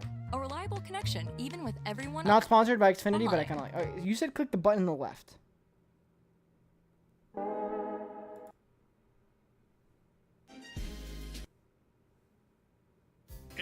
Bro, I'm just getting more ads. What do you mean click the bottom and the left? I'm just getting more ads. Absolutely anywhere for only $3.99. What have you done? What have you done? I swear I'm just getting more ads. Your hair is amazing. So moisturized. It's native. Clean. Dear Diary, yesterday was so amazing. I swear if I get Gator Life. I hate this. Hi, I'm Masahiro Sakurai. Today, I'd like $2 from Freshmaster. Super FNAF Brothers Ultimate. Spring 2035. Yes, exactly. Buff. The small button you were there, the I button. The I button isn't for info. I don't want to say that I don't like those ads because I'm going to get like stupid ads.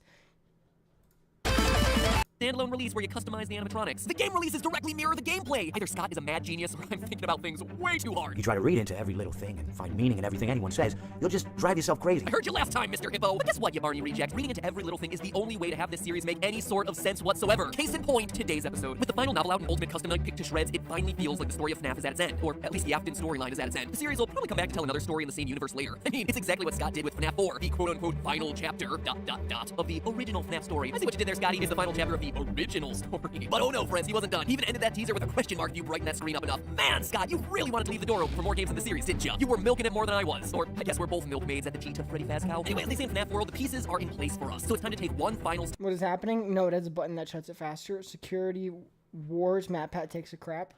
Barney Reject is wild. I mean, it's kind of true. Also, thank you, Crashmaster, for the $2. I don't know if I said thank you. My brain is losing brain cells. Thank you so much. We do need Super FNAF Bros. Ultimate, though. We need that as a game.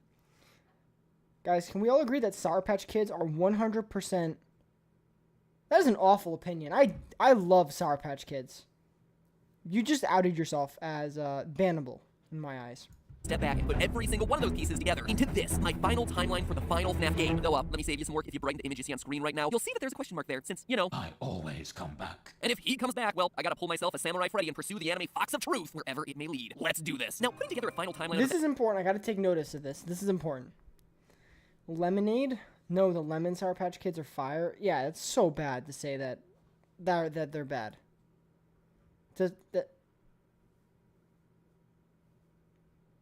What? Why does it say hashtag Cassidy is trans? And this is, but that's just a theory, but we shouldn't be sad for what we lost, but happy for what we had. What are these? Okay, I'm just gonna scroll back up. Excuse me. Events for the series is It's not Sour Patch adults, they grew up. Incredibly challenging and requires us covering a lot of really minute details from literally every element the series has ever released. This is my longest, most involved theory in 7 years, covering every square inch of the series. So fair warning that this episode is not for the faint of heart. It is extreme. Someone needs to simultaneously flex my knowledge of the minutiae of the series, all while trying to come up with a satisfactory answer to pretty much every question it has ever thrown our way. And of course, there are some questions that don't have clean answers, which I'll be calling out for you as I go. So for those of you who want to take the challenge and attempt a timeline on your own...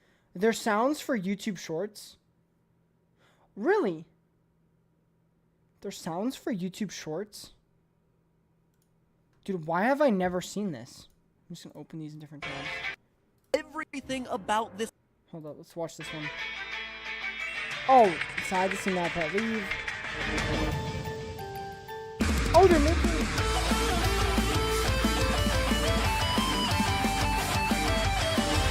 I mean, it didn't fit. Obviously, this person didn't plan well, but that's cool. I'm awful with those things. Okay. It's a tribute. All right, let's see this one then. This reveal lines up. Everything, of course, except for the pronoun of he being... Hear me out, MatPat. He wrote this story about the timeline in the 80s, where if a young man decided that he wanted to transition to a female, he would have still had feminine qualities, but still been referred to as he, him. The gender wouldn't have been directly implicated because he knew the customs of the time, so wouldn't have demanded as a child to be called she, her, but would have acted extremely feminine. That means everything about the Five Nights at Freddy's game series is the first game series to include a transitional female. Everything about this just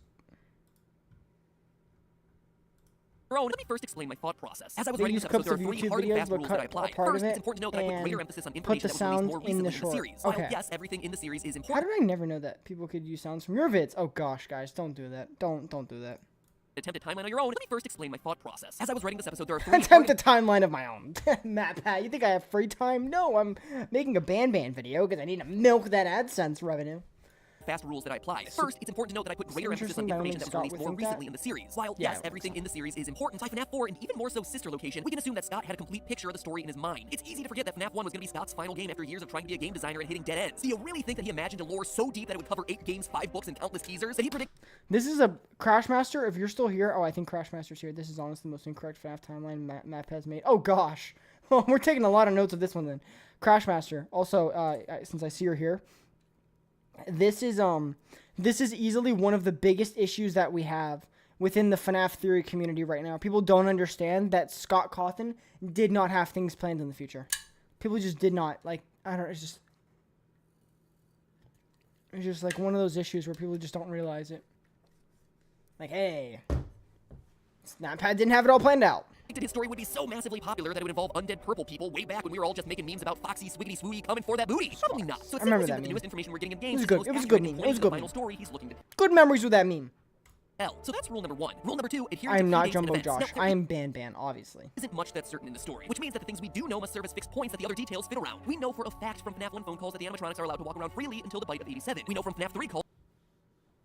Scott literally admitted that on Dawko's interview. Yeah, but some people like just struggle. Well, you know. Can everyone that's in chat that's willing to type say I? Everyone just say I. Just really quickly, just say I. Really quickly.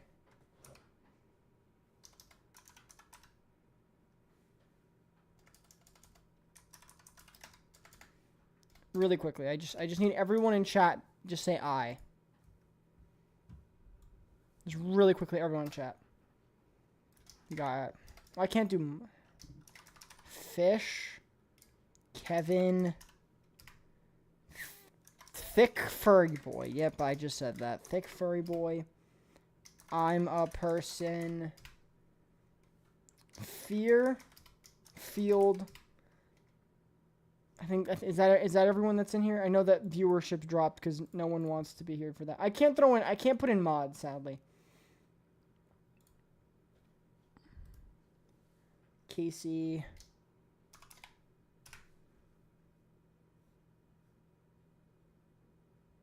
Crashmaster. Yeah, I can't put any mods in this, sadly. Goofy Goober.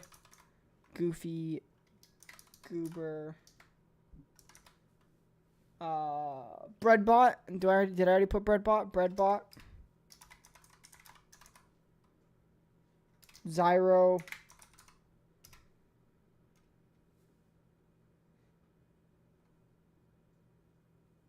Kansas City Bricks. All right. Everyone that just said I in chat, I just want to let you know that if I'm going to spin this wheel, and whoever it lands on,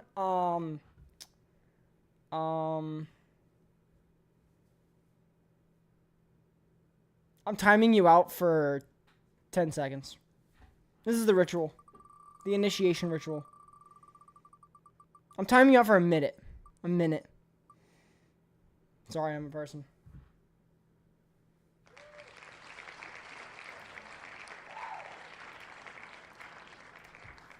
Alright, everyone say goodbye to I'm a person. I'm a person's been timed out for a minute.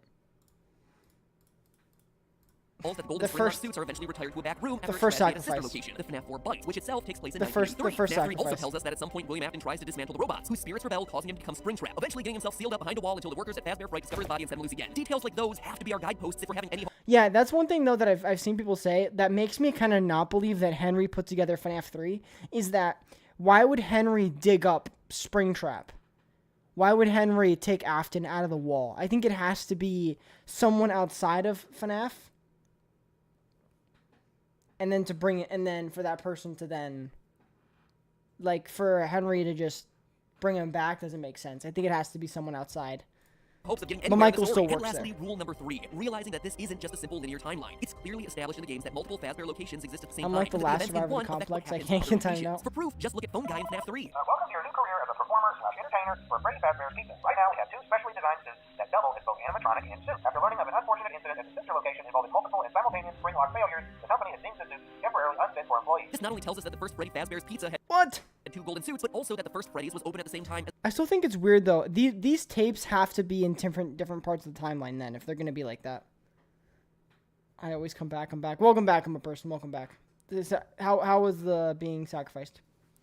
The FNAF 4 Freddy's. The spring lock failure in the FNAF 4 location prompted the yellow suit to be retired in the FNAF 1 location. In short, a lot of these events overlap. Restaurants often stay open for years beyond what we see in the games, and everything weaves together in a way that's much more complicated than simply saying, this restaurant opened, kids died, it closed. The next one opened, kids died. But I like this explanation. Again, it closed. In all honesty, I suppose you could simplify it to that level, but we're not going to. I am holding myself to a higher standard. A slightly higher standard, but a higher standard nonetheless. So with those 3 logical rules in place, let's get analyzing. Why me? The wheel has chosen. First victim was. Now, I've covered FNAF a lot, but in all my theories, one thing has remained consistent since FNAF 2. I'm a good person? You're just a person. You're not a good person, according to your name. That the puppet was first, Henry's daughter. She is the character who gives life to all the other animatronics, so it would just make sense for her to be victim numero uno. But outside of that, it's always been just an assumption. And now that we've seen the event actually take place in games, I think I've been wrong about it this entire time. Think about it. We have proof that William kills Henry's daughter in FNAF 6, but as I talked about in a previous theory, we see that later that night, Afton goes to a place called Junior's where he's turned away at the door. Now, why would Scott show us this? FNAF 6 was all about tying up loose ends. He's not just going to throw in a random bar to establish that the Mustard Man is an alcoholic or anything. He's doing it to establish a timeline. The only time we hear of anyone being turned away from any building for any reason in the series is in FNAF 2. From what I understand, the building is on lockdown. No one's allowed to go out, especially concerning any previous employees. And the name Juniors makes sense in Scott's classic way of giving us clues that are meant to clarify things, but really just end up confusing all of us. Remember, FNAF 2's location is the grand reopening, a second Freddy Fazbear's Pizzeria location, a junior location, if you will. And lastly, to further solidify the puppet coming later in the timeline, remember why Freddy's closed in the first place? It wasn't due to murders or Crash Master, how do we feel about that crying child being first? Because I think that's all right.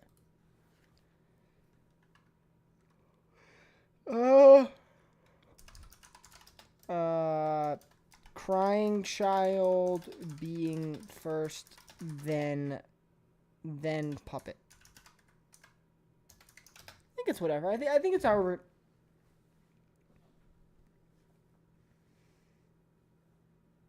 Fredbear looks like a fixed up Nightmare Fredbear. Oh, they're very different. Charlie or Susie were first. Nah, Charlie's the first of the missing kids incident of that stuff. Going haywire, according to the FNAF 1 newspapers, people just got weirded out by a place where kids disappeared. Quote, after a long struggle to stay in business after the tragedy that took place there many years ago, Freddy Fazbear's Pizza has announced that it'll close by year's end, end quote. This all means that the missing children's incident where 5 kids go missing at a Freddy Fazbear's Pizza must be the first event of the timeline. William Afton uses the spring body suit to lure 5 kids to the back employee only safe rooms that we hear about in FNAF 3, hiding their dead bodies in the animatronic suits. We can even figure out the order of who was killed when based on clues hidden in Ultimate Custom Night. We know with 100% uses the spring body suit to lure 5 kids. Pizza has announced that it'll close by year's end, end quote. This all means that the missing children's incident where 5 kids go missing at a Freddy Fazbear's Pizza must be the first event of the time. Oh, that's okay. All right. Missing children's incident is actually first. All right. Okay. Bat, we were batting pretty good. Then we decided not to hit the ball. What's up, 1 hour looped? All right. William Afton uses the spring body suit to lure 5 kids to the back employees only safe rooms that we hear about in FNAF 3, hiding their dead bodies in the animatronic suits. We can even figure out the order of who was killed when based on clues hidden in Ultimate Custom Night. We know with 100% certainty that Chica was first based on one of her death lines. I was the first. I have seen everything. That's about as explicit as you get with these games. From a storytelling standpoint, then why did Wither Chica meet what did Wither and Chica meet, which said everything not exactly the same, not be the first?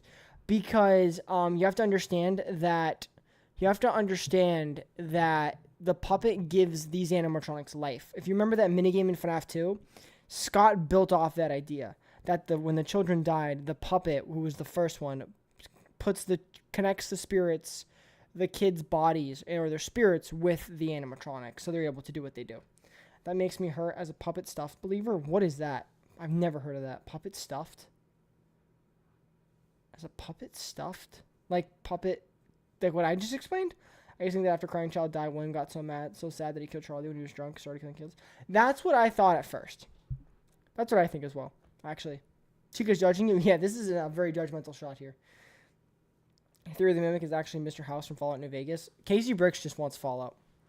That Chica's first because it really should have been Golden Freddy, so he could be the first spirit killed and the final spirit to haunt Afton in Custom Night, but whatever. Chica, aka Susie, is death number 1. She's lured away by Afton, telling her Okay, Breadbot, then yeah, I agree.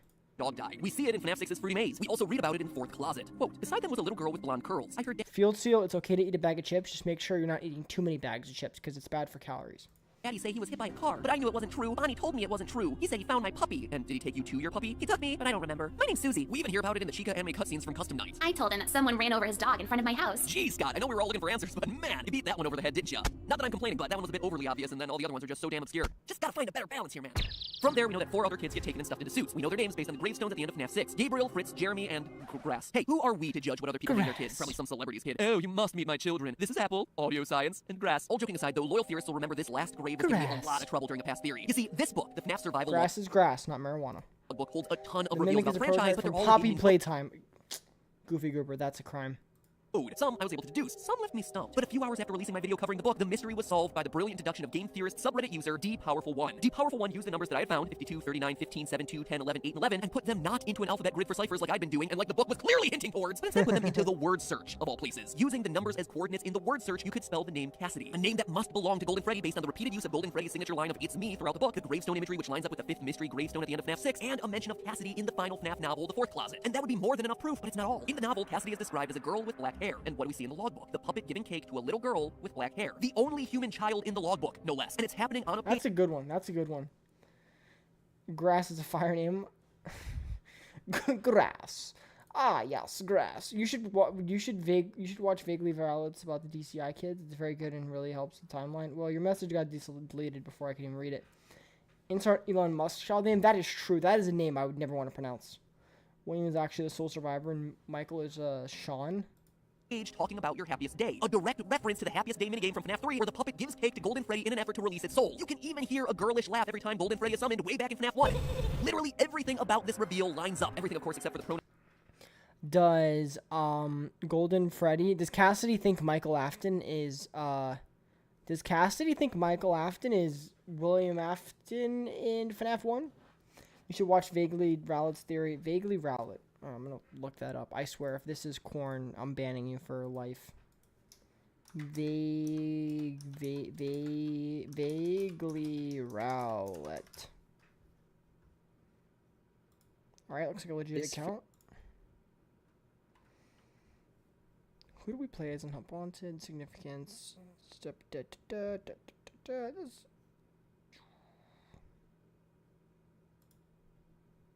No one talks about DCI, William Afton's second 5-child killing spree, this time in the FNAF 2 location. We see it clearly displayed in the Save Them minigame, and the toy animatronics have indisputable signs of possession. It's constantly ignored and forgotten about, but it's so much more important than it seems. Why? Let's break it. I would love to watch this, but at the same time, you guys gotta remember, I got a video to work on. Pronoun of he being used to talk about the one you should not have killed throughout Custom Night, which, as we established last episode, is referring to Golden Freddy. But consider this, Golden Freddy is a male character. He's Freddy Fazbear, he's Fredbear, regardless of the spirit that possesses it. So the gender confusion works here. Scott even used that to his advantage in the casting call, where he was specifically looking for auditions where, quote, the gender should not be immediately clear. It should work as either a young boy or a young girl. FNAF, teaching kids that gender is fluid, but only if you spend 4 years picking apart its obscure lore. Yeah, by the way, FNAF is 4 years old this August. It's crazy, right? Wow, I've been doing this for a long time. The last thing to say about Golden Freddy is proving that he gets possessed here, at the first Freddy Fazbear Pizza location rather than in FNAF 4 like most of us have assumed in the past. You see, in Ultimate Custom Night, you get an item called a death coin that can eliminate one animatronic from the game. But if you use it on Golden Freddy, you don't eliminate him from the game, you just get jump scared by Fredbear, and then hear some strange sounds. This is one of my favorite. This is one of my favorite things right here. Oh yeah, I got that video in my recommended. Star Wars Freddy Fazbear gains weight and sinks into depression. What the heck, Kevin?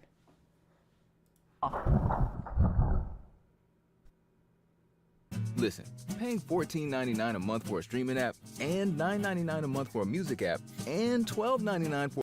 Huh. It almost sounds like Fredbear is underwater, which we all know is going to be terrible for those spring locks. Anyway, I played around with those audio files and got them to here. I love this. I love this part. Laughter, obviously. Let's find a suit that's right for you. And there was more fantasy and fun where I came from. That last one feels really random. I freaking love this line. You guys don't understand. I'm getting emotional right now. Guys, I'm not joking. I'm actually getting teary-eyed right now. Hold up. Can I get a tear out? Can I get a tear out? I'm getting teary-eyed, though. Getting, like, water in my eyes. Dude, you don't understand how freaking... Bro, don't understand how much I love this. You get an item called a death coin that can eliminate one animatronic from the game. But if you use it on Golden Freddy, you don't eliminate him from the game. You just get jump scared by Fredbear and then hear some strange sounds. Huh. It almost sounds like Fredbear is underwater, which we all know is going to be terrible for those spring locks. Anyway, I played around with those audio files and got them to here.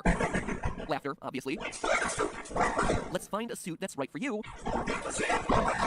And there was more fantasy and fun where I came from. That last one feels really random, right? Bro. Guys, like this is Five Nights at Freddy's. Bro, this was just another era of FNAF, man. It was just so different. It was so different. Man. It was just so different. It was so different. It was just like...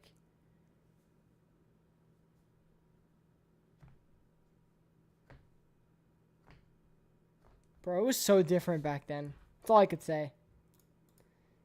It was just Five Nights at Freddy's. Five Nights at Freddy's was just so different. This is Ultimate Custom Night. I said Ultimate Custom Night sucks as a game, but the lines are insane. But this is just like... It's just such a different era of, like, Five Nights at Freddy's. Like, the searching in the file... Like, bro, frick, dude. Like, I'm an angry spirit who just killed you, but let me tell you about my love of...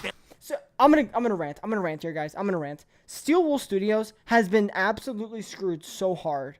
Because there's a precedent that's been set by FNAF 4, FNAF 3, FNAF 2, FNAF 1, FNAF Sister Location, FNAF 6, and FNAF 7, Ultimate Custom Night. Well, I might not like some of those that I mentioned. It's just such a high level and quality to Five Nights at Freddy's, and Steel Wool Studios has to do the impossible job of beating it. And it's like, I hope they do. I hope they do. But it's going to be so hard. It's going to be so difficult for them to do that. It's going to be so difficult. It's really going to be a tall task. Fantasy, fairies, and long walks on the beach first. I'm very in touch with my emotions. However, the phrase fantasy and fun is a direct reference to the first game in the franchise, where Phone Guy welcomes you to... Freddy Fazbear's Pizza, a magical place for kids and grown-ups alike, where fantasy and fun come to life. It's got telling us that Golden Freddy is the same spirit who speaks to the crying child via the Fredbear plush at the end of FNAF 4, but who dates all the way back to the first pizzeria and the missing children's incident. Pat, why? Why did we forget about the walkie? Why did we forget about Psychic Friend Fredbear? Phew, you got all that? Good, because that's the easy stuff. Well, not easy. Pat, why did we forget about the Psychic Friend Fredbear? Obviously, considering I'm on page 4 of this script and I've only just talked about the first event in the series. But there is consistent logic and evidence to back it all up. However, oh my gosh. But like a lore standpoint, Help Wanted 1 and 2 don't match. Security Wars. At this point, the things get messy from a timeline standpoint. You see, right now there are two dangling threads of events that directly conflict with each other. One, the first Freddy Fazbear location has to close, so it can reopen sometime before 1987. However, it has to remain open at least until 1983 when the FNAF 4 bite happens, the event that prompts Phone Guy to call back to the FNAF 1 location, informing them that the Springlock suits are being retired. Welcome to your new career as a performer/entertainer for Freddy Fazbear's Pizza. Right now, we have two specially designed suits that double as both animatronic and suit. After learning of an unfortunate incident at the sister location involving multiple and simultaneous Springlock failures, the company has deemed the suit temporarily unfit for employees. This is important because Phone Guy later makes a point of saying that the spring body suit is still being moved. Management has also been made aware that the spring body animatronic has been noticeably moved. Which implies that Afton is still using it to kill kids, aka the missing children's incident is still going on even after the bite of 1983. That would all be fine except for point number 2. According to Hand Unit and Sister Location, Circus Baby's Pizza World is opened after Freddy Fazbear's is closed. Due to the massive success and even more so the unfortunate closing of Freddy Fazbear's Pizza, it was clear that the stage was set, no pun intended, for another contender. I wonder how he solves this. Again, this wouldn't be a problem if it wasn't for the empty girl's bedroom that we see in FNAF 4. As we established in a previous episode using the FNAF survival logbook, the crying child is Michael Afton, which would make this his sister's room. Oh my gosh. Oh my gosh. Pat, why did we do that? Why did we went backwards again? Elizabeth Afton, the girl who gets herself clawed and goes on to possess Baby on the opening day of Baby's Pizzeria. That's why she's missing and why her room is empty. But that can't happen if Freddy's is still open. And Freddy's can't be closed until the bite of 83 causes the spring lock to be retired so that Phone Guy can make his call. You see the problem there? Do you understand why creating a timeline of all this stuff is so darn complicated? Anyway, to move forward, we have to apply rule number 1 that I talked about earlier and throw out some of the Phone Guy information in order for the events to work. Freddy Fazbear's first location closes in the aftermath of the missing children's incident. With no pizzeria to serve as his murder den, Afton tries to launch a new restaurant, Circus Baby's Pizza World. It's important to note that this is an actual restaurant and not the underground rental service you see in Sister Location. We'll get to that one much later. Based on the name, we can be confident that this place has a clown aesthetic, which makes it likely that all the animatronics who don't fit into the Freddy Fazbear series of restaurants were made specifically for this place. The Mini Renas, Balloon Boy, JJ, Dee, and of course, the star attraction, Baby. Notice how they all even look alike. However, on day 1 of the restaurant opening, Elizabeth, Afton's daughter, finds herself alone with Baby and gets herself clawed. We know that it's closed on day 1 from Baby's story of Sister Location. Did you know that I was on stage once? It wasn't for very long. Only one day. And from this hidden news story about a supposed gas leak posted on Scott's website in the lead up to the release of the game. This in turn explains a lot of the weirdness going on in FNAF 4. Why Elizabeth's room is empty. Why Michael Afton has nightmares of animatronics with stomach mouths. And why William locks Michael in his room and has so many surveillance cameras following him around. He doesn't want what happened to his daughter to also happen to his youngest son. You see why it's so important for Circus Baby's Pizza World to happen before the events of FNAF 4? Before 1983? A lot of pieces fit in place if it does. Anyway, in the aftermath of the tragedy, he buries Baby and most of the other humanoid characters underground in a facility that we'll eventually explore in sister location. Sorry, I'm dealing with something right now. Crying child is not Michael. Yeah, sadly, that's just something that happens here. I need to know if there's an actual psychic friend for Rippush so I can have a therapist for free. Unless you want William Afton giving you advice, I do not recommend continuing this search. The rest go on to the new and improved Freddy Fazbear's Pizzeria, which is set to reopen. But first, running parallel to all of this, and I mean all of it, is Fredbear's Family Diner. Not the sister location we visited in the game's sister location, but the only sister location actually called a sister location by phone guy during his FNAF 3 calls about spring locks. An unfortunate incident at the sister location. We know for a fact that Fredbear's Family Diner is the FNAF 4 location based on this purple hat teaser that came out with the release of the game. Write the image, look down in the bottom right-hand corner, and fill in the blanks, and you get yourself property of Fredbear's Family Diner. We also know that it should fit here in the timeline because of one small detail that Scott made note of with the release of FNAF 4's Halloween edition. While Nightmare Puppet and Nightmare Mangle weren't canon, he made it clear that Nightmare Balloon Boy was. Now, if I'm right about Circus Baby's Pizza World and the red cheeked design of its characters, then the crying child would have come across Balloon Boy. He existed at this point in the timeline. But because both the puppet and Mangle don't exist until the FNAF 2 location, neither of them would be appearing in his nightmares. Therefore, not canon. Therefore, the timeline continues to make sense. So at this point, we know how the story goes. William is working there as what appears to be a suit technician. Michael Afton, aka the crying child, has witnessed his friends and maybe even his sister get killed. I mean, he's even locked in the supply closet with what appears to be the body of Golden Freddy. Safety is top priority at Freddy Fazbear's Pizza, which is why the classic suits are being retired to an appropriate location. It just sucks. Like, I see where he's going, and I see what he's like, where he's going, but I can just see where he's slightly deviating, and those slight deviations are taking him completely off course. Oh man, I needed a free therapist. Sadly, you don't want William Afton being your therapist. I need to know if there's an actual. Oh wait, I already read that. So much of this was wrong. Yeah, it's just like the slight deviations are piling up. What's up, Enderben? Or Tip? How you doing? Location while being looked at by our technician. At the end of the week, at his birthday party, he gets shoved into Fredbear's mouth by his brother, and crunch! He dead, son! The spirits of his dead friends, all 5 of them, remind them that they're still here for him, and the whole incident goes down in history as the bite of 83, based on both the TV Easter egg in FNAF 4 and the code in Sister Location's secret room. Just like... But again, it's here that we hit another little wrinkle. You see, in the FNAF survival logbook, it asks Michael whether his favorite ride was the carousel, a feature that was only present in the FNAF 2 restaurant. This also coincides with my hypothesis earlier about the Midnight Motorist minigame and Junior's being another name for Freddy's version 2. It would make sense that that place that he's going to is indeed him running out to the new Freddy Fazbear's location. But we know Michael gets bit in 1983 and that the FNAF 2 location is open in 1987 based on the paychecks you see in the game. Fortunately, though, there's an elegant solution this time. The FNAF 2 location is just open earlier than we thought. Remember, Fredbear's Family Diner being open doesn't preclude a new Freddy's location from also being open at the same time. The new and improved Freddy Fazbear's Pizzeria is just open earlier than we all thought, at least as early as 1983, and continuing through 1987 when a new series of murders happens and the bite of 87 gets it closed down. This all allows Michael to visit that place again, have the carousel be his favorite, but still die in 1983, because William doesn't want to lose it. That's true, right? I mean, I'm gonna say this. Yeah, I wouldn't want William Afton as a therapist. Yeah, you would not. That doesn't mean that's not too bad there. That's kind of true, you know. William FNAF 2 could be a little earlier. Another child, especially since he's in his own killing spree, he puts security cameras everywhere and uses the illusion sound discs first introduced in the Twisted Ones novel to scare Michael away from the restaurant. That's what he means by he'll be sorry when he gets back. William is intentionally locking him in his room, giving him nightmares, hence why Michael is so scared by the time we see him in FNAF 4. Additionally, Ultimate Custom Night proves that the nightmare animatronics are just that, nightmares, illusions. This time, there is more than an illusion to fear. I am given flesh to be your tormentor. Both these lines indicate that before they were just an illusion, they had no flesh, but now in the latest game, they are. That's a great line. That is an awesome line. That further cements it, but at the same time, well, that actually makes you wonder if the endos... No, it can't. It was only open for a few short weeks in FNAF 2.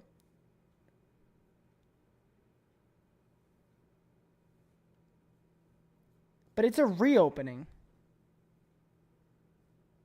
Isn't it I'm confused. MatPat's causing my brain to melt here. Are real. So contrary to popular belief, these things were never real animatronics, just a glorified way for William to keep his son away from his murder locations. Except, obviously, it didn't work. Despite his best, well, maybe not his best, but definitely his most stalkerish efforts, Once Michael again, gets crushed and dies. A fact that becomes this very is all problematic for the time. Oh, crap. You know what? I'm going to leave it, because there are going to be people who watch... What video is this for? I'm doing a video on MatPat and his... did MatPat ever solve FNAF? So did he ever actually solve Five Nights at Freddy's? Which Afton would be the best therapist? Maybe Mrs. Afton. timeline, considering that Michael Afton clearly survives till the end of the games. We see him in Sister Location. He's We been watch him through a get lot. scooped. We hear about him burning in FNAF 6. How is all of that possible if he's already dead? Surprisingly, there is a way to solve it, and I have the evidence to prove it, but sadly it'll have to wait until next time. This ended up being a 12-page script, which there's no way that we can do all in 1 week. So in the words of Dee Dee, how unfortunate, this is a thing I hate to do, but the rest has to go in a part 2. Anyway, don't worry, we'll get it out as fast as possible. It's already written. I just need to divide this up for editing purposes. In the meantime, though, make sure you jump scare that subscribe button to, well, who knows what it does at this point, but it makes me feel good about the effort I put into this video, which is really nice, so make me feel good. It also improves the likelihood that you're gonna see the conclusion of this episode, which is even better. And in the meantime, if you missed my last FNAF theories, well, watch the ones from FNAF 6, linked on screen right now. You'll need them to really No, really, as it turns out, you don't need a redirects and the combination of both those things, okay? Second, the theorist team and I actually tested Nord's connection speeds relative to other VPNs that we've tried in the past, and objectively, it's way faster. Alright, guys, I'm gonna head out. That was good. I'm gonna head out. It's getting late, and I gotta wake up early, so I appreciate all of you being here. Yeah. We made some progress. I'm gonna have to actually do some writing, though. The reason why I gotta head out is because I actually have to do some writing, and that's boring. But I gotta actually do this. I gotta actually start writing this, so I'm gonna do that later. But I'm gonna head out. To Sandwich, do you have a headcanon for the FNAF timeline? Yes, I do. But I'm not gonna make a video because, I don't know, I don't want to. I have a headcanon for it, though. And if I do the research, I can make one. Alright, guys, I'm gonna see y'all later. I hope you guys have a good one. Bye-bye. Next stream will probably be gameplay. I will never forgive you for what you did. You gotta blame the wheel. Blame the wheel. Blame the wheel. Don't blame me. Blame the wheel. Discord? Probably not. I'm not gonna lie. I'm gonna write this and I'm gonna go to bed. That bed right there that you see right there is where I'm going to be crashing pretty soon. This. I'm gonna be